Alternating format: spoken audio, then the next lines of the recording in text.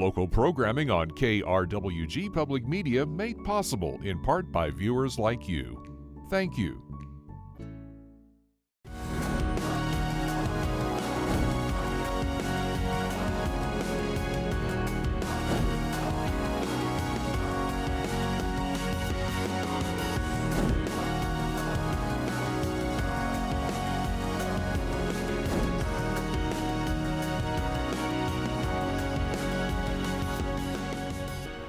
Welcome to Fronteras, A Changing America. I'm Johnny Coker. The March 21st shooting in Las Cruces' Young Park that left 3 dead and 15 others injured has sent shockwaves through the community. 3 juveniles and 1 adult have been arrested for their involvement in the shooting, and has New Mexico Governor Michelle Lujan Grisham telling state lawmakers to expect a special legislative session focused on public safety, while local leaders say they're focusing on creating safe spaces for young people in Las Cruces. As these discussions are ongoing, the community continues to mourn. KRWG's TV production manager, Christian Valle, was at the Las Cruces downtown vigil last Friday and has this story. We're grateful that as a community, we're able to come here tonight and be together.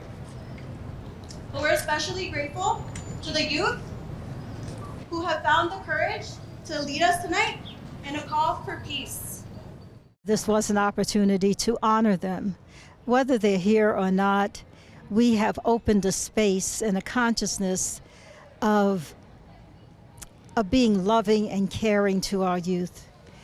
I said in my messages that sometimes we are harsh on the youth and we pick apart what they're not doing compared to what we did. And what we need to do is love, embrace, accept, and honor the youth, because they have a new vision, a new life, a new opportunity. They will teach us how they need to be treated. Work with kids who may be at risk or going through a hard time. So we do kind of a range of services to try to reach out to families and youth and help them feel supported and help them feel connected. Our therapists have been working with this group to be crisis responders. There's some people who've just needed really to talk to a therapist and really process what was going on. I think a lot of the community has been reaching out to family and friends right now, and we just wanted people to know that we're here. When things get a little quieter, they need somebody to talk to, we'll be there. What happened that night was not right. It was a night that I know this community will not forget, at least hopefully anytime soon. And hopefully never, because something like that is impactful on a community as small as this. The youth have been looked at and been blamed. And instead of us looking for the goodness in each of them, we've now focused on what could go wrong. And right now, we can't focus on that. We have to focus on what can go well in the world. And we also have to look for the goodness inside of each and every person. And sometimes our young people don't want to let that out. And when that happens, it's our job to pull that out of them so that they can show their goodness. And we are inspired sometimes by tragedy. So I see the painful part of this, but I also see the opportunity. What we're learning now is that if we can help children and youth early, it makes a huge difference in what happens in their future. That it lets them get back on track. It helps them learn to cope better so that they can really thrive and have wonderful lives. And that's what we want for all of our kids. It's been wonderful to see people of faith, people from the community, people of all ages come out to just really support and say we care. We want this to be a safe, supportive community for our children and for our youth. And I think that that's one of the beautiful things about Las Cruces in this community is people coming together. And our agency just strives to be a part of that. We've done crisis response. We've done some other things to try to resource people with the skills we have.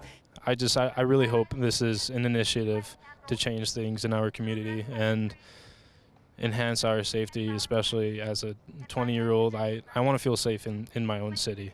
But most importantly, I think parents need to go home and give their kids a hug, tell them they love them, and to make sure that we're letting people know that, yes, we are with you. And now joining us to talk about the discourse surrounding youth crime in the state and the role of community organizing moving forward is NMCAFé's Ellice Whiteaker. Thanks so much for being with us today. Thanks, I'm super excited to be here. So NMCAFé had a vigil held on Friday. What types of conversations are you having with folks in the community right now?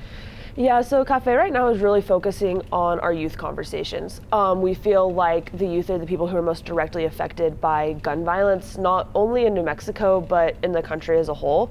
And at Cafe, we really believe that the people who are directly affected know the solutions for their issues. And so we're really trying to focus on talking to our youth and hearing what they have to say and their thoughts on everything. And we're just planning on following their lead into that. And as a young person in the community, how are you feeling? I mean, you know, there were 3 young teenagers killed in this tragedy, 4 people arrested, 3 of them youth. How do you compartmentalize everything that you've seen over the past couple of weeks?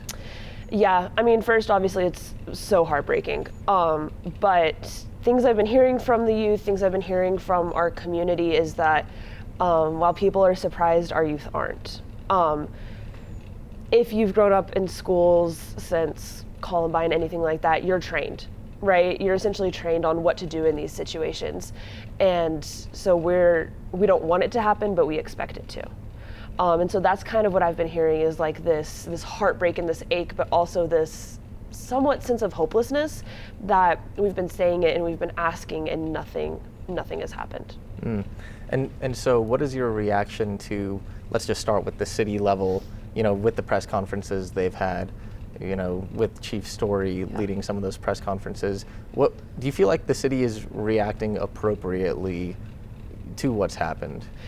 Yeah, I mean, I think the immediate response from our police department is something to be commended. I mean, ever since Uvalde, I feel like there's been a lack of trust around police reaction times and all of that to shootings. And so I think the fact that the Las Cruces Police Department was there on scene in a compassionate, caring, and yet intentional way is a really great thing to see for our community. And I feel like it helps build some of that trust back into our police force.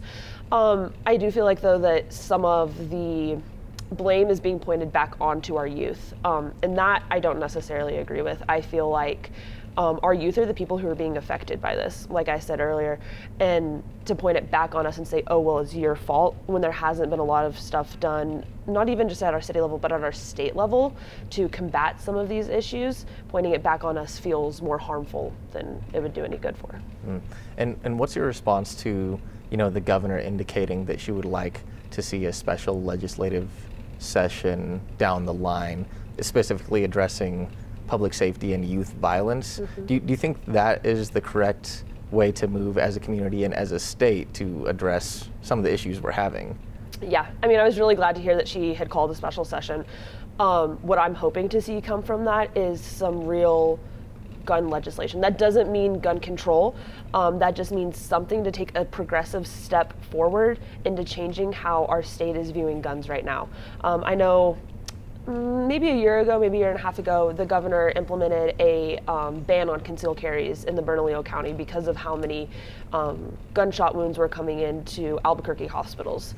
And I feel like that was harmful. There was a lot of backlash and a lot of pushback that made it harder for our representatives and senators to do anything to take steps forward. We don't need full bans, full cutoff on anything like that, but we do need steps forward to make our communities safer. And when it comes to the juvenile issue, yes, there is juvenile crime in New Mexico. That's something that can't be denied. However, putting the blame on the youth every single time also isn't going to help us get anywhere. There has to be proactive steps taken on both sides of the spectrum to make sure that things get better in our state. And I believe it was on, you know, the Tuesday after the shooting, the city of Las Cruces held a press conference led by Chief Story, and he specifically mentioned House Bill 134, which would basically make, among many other provisions, would make it easier to try a serious youth offender as an adult.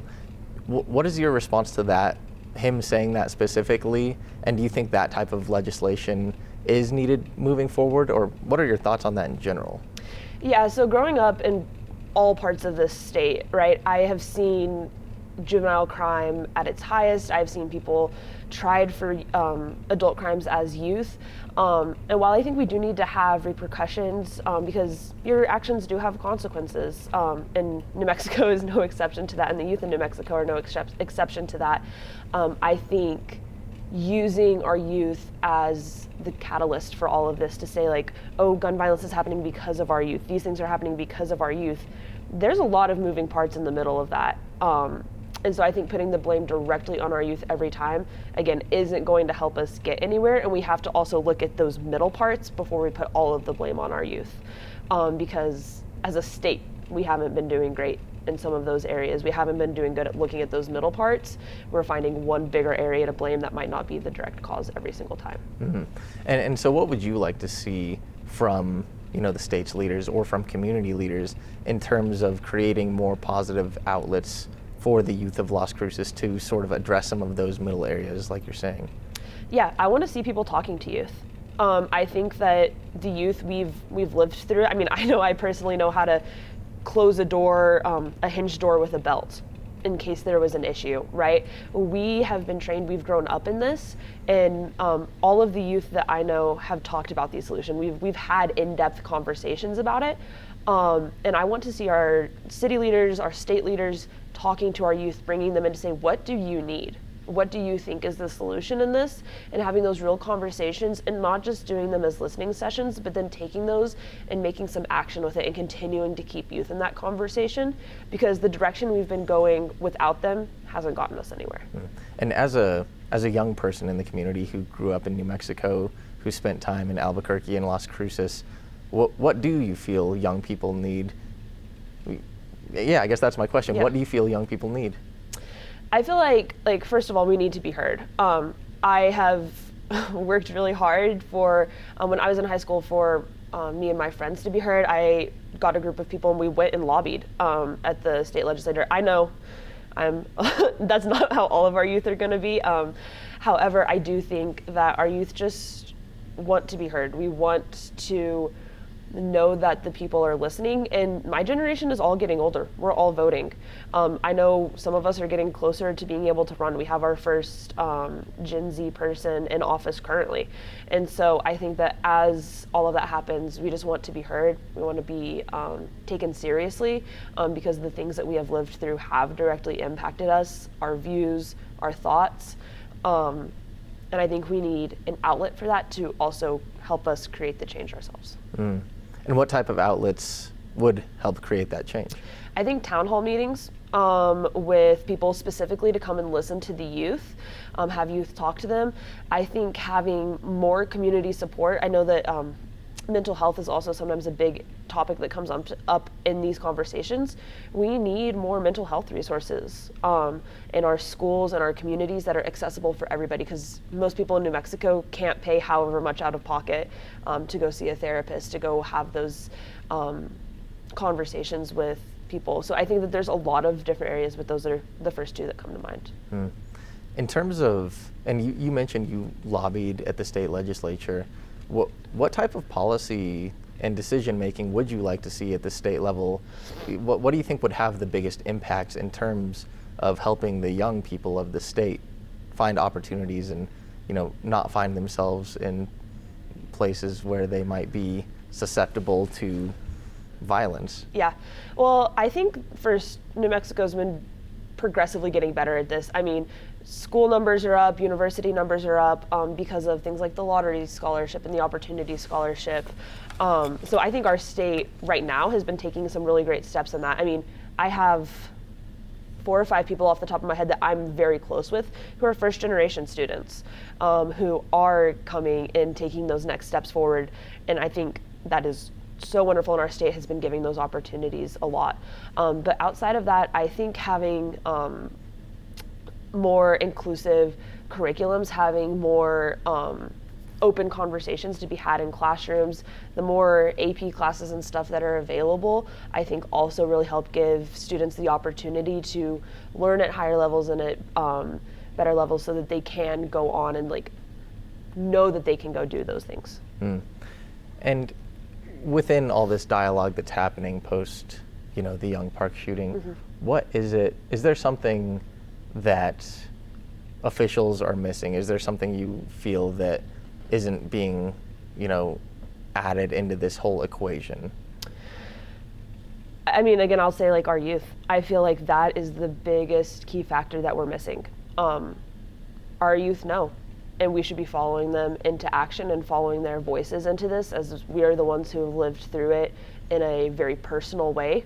I mean, I know, myself included, but there's 3 or 4 other people off the top of my head that I know who have been directly impacted by gun violence in New Mexico alone.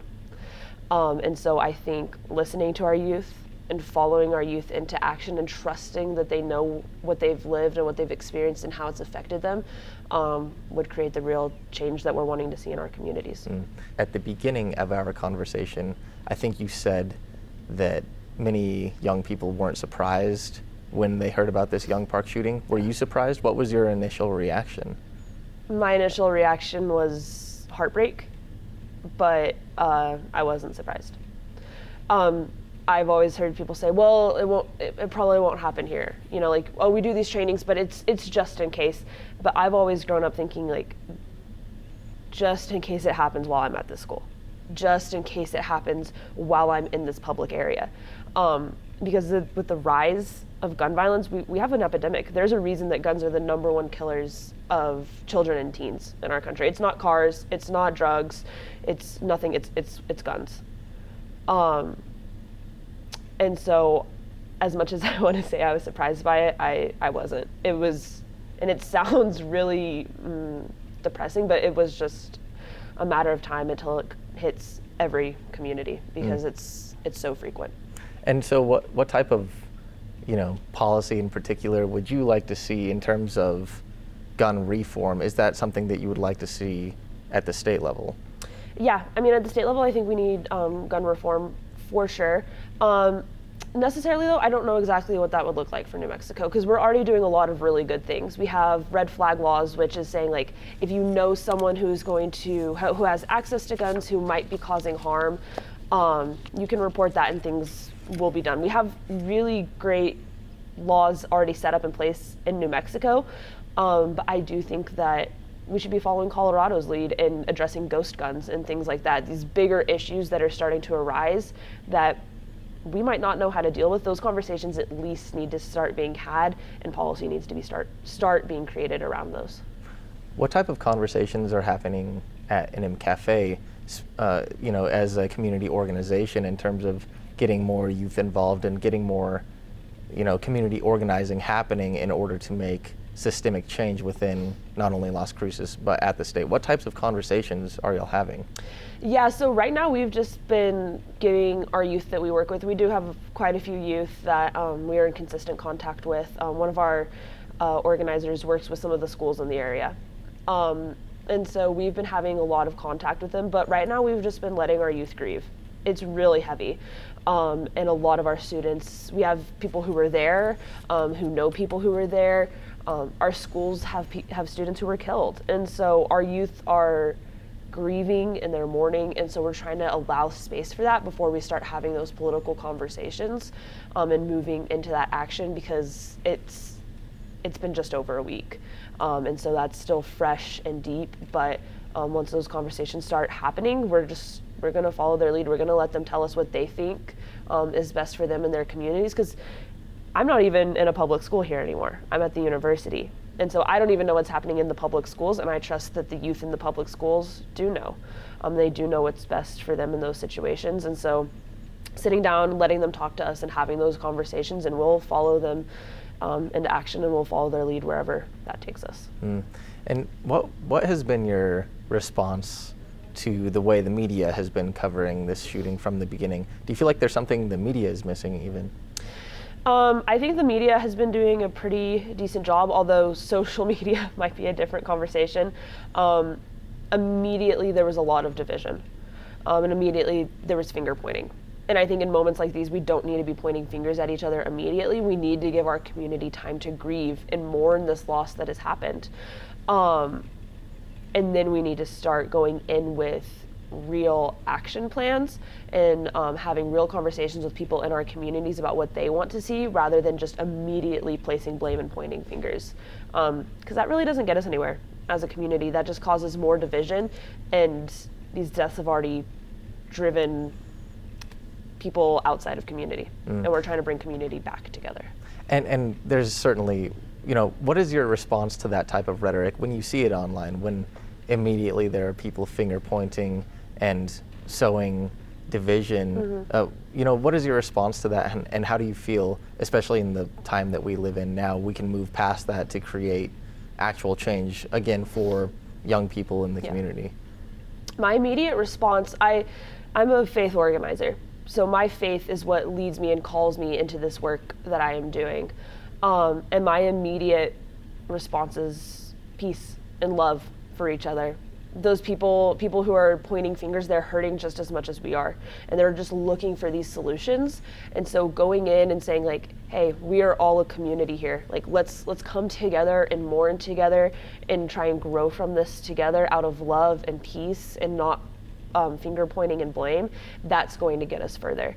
And that's why we held that vigil on Friday, is because as a faith-based organization, we wanted to bring people together in love and in faith and in peace to try and do some healing, and then we can start going into action.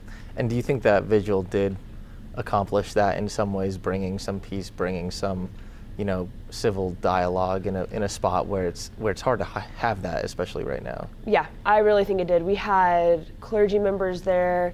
We had people from our community. We had people from southern New Mexico as a whole coming together to mourn this loss and just be together. And we had youth speaking, we had candle lighting, and it was just a really beautiful vigil overall. And so I think it really did bring people a sense of peace and grounding during this time when everything feels chaotic and out of control.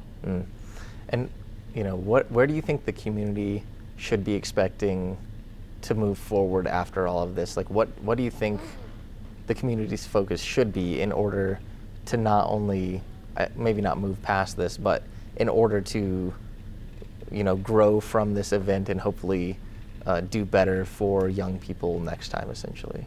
Yeah, I think even just going off what you said for next time, we have to assume that things aren't going to get better unless we start moving for that change. We don't want there to be a next time. Nobody wants that. But in the reality that we're living in, there is a chance that there will be. And so how do we, what work can we do to go into that? How do we have civil conversations where all sides are heard? How are we listening to our youth? How are we also listening to state leaders as they're helping create this policy and do those things? It needs to be a collaborative and engaging experience rather than a divisive and isolated experience for our community.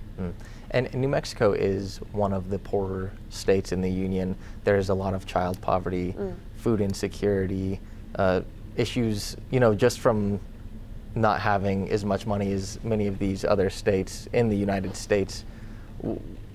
Is there something that New Mexico doesn't have that other states do have that you feel could really elevate the position and the opportunity that young people have in the state?